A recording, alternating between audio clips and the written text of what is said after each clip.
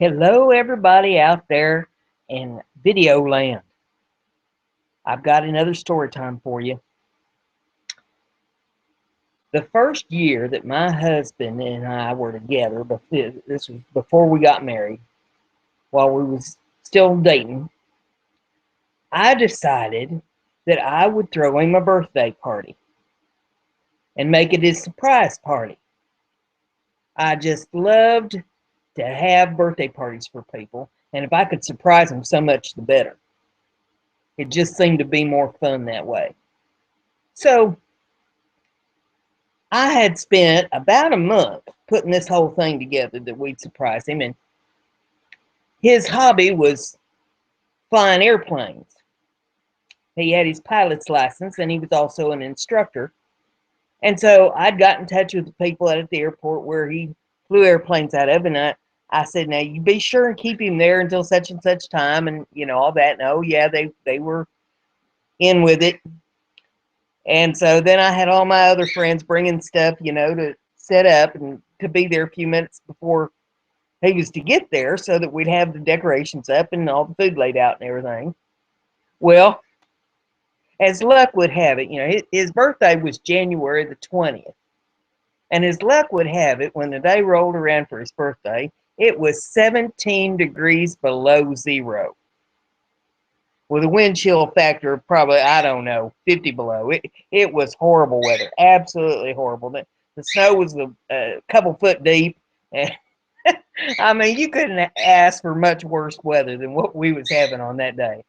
I was just sick. And I'd cleaned the place up, had the apartment looking all nice and everything for the party, and he wouldn't leave. I said, well, go out to the airport and talk to the guys out there for a while or something. And he says, there ain't no sense of going out there. He says that they can't get in there any more than I can because look at all the snow and it's too cold. He says they ain't going to go waste their time sitting out there and they can be at home. I could not get the man to leave. So I just resigned myself to, okay, when people show up, I'm just going to let them in the door and look at him and say, surprise. What am I going to do? So that's how it happened. People, it wasn't near as big a turnout as it probably would have been had the weather been better. But our friends were pretty dedicated, and so they did at least show up for the wingding. Some of them said, well, they couldn't stay very long. They was afraid that their engines would freeze up and stuff on them. So it was kind of a short party, but it was fun nonetheless. And people would show up at the door, and I'd just open the door, and I'd look at him and say, surprise. And he's sitting there in his chair just shaking his head. I finally said to him, well, I couldn't get you to leave. I mean, what was I supposed to do?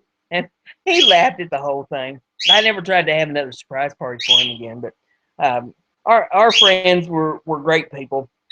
And they'd brought in a lot of different things, for the party.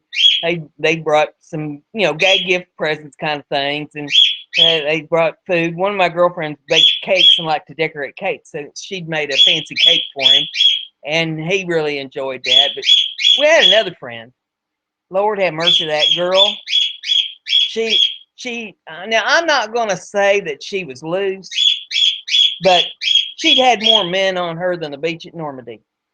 And she showed up with this box, and it looked like a pizza box, and I didn't think much of it. And he goes to opening presents and stuff, and he opened this up, and it was a great big chocolate chip cookie. And across the top of it, and icing it, somebody wrote, "Eat me" on it. Lord have mercy. I could not believe somebody do that. Me and him, was obviously an item. And we was headed towards getting married, and she'd do such things that. Holy smoke. Oh, that was the surprise party. I think I was probably more surprised than anybody.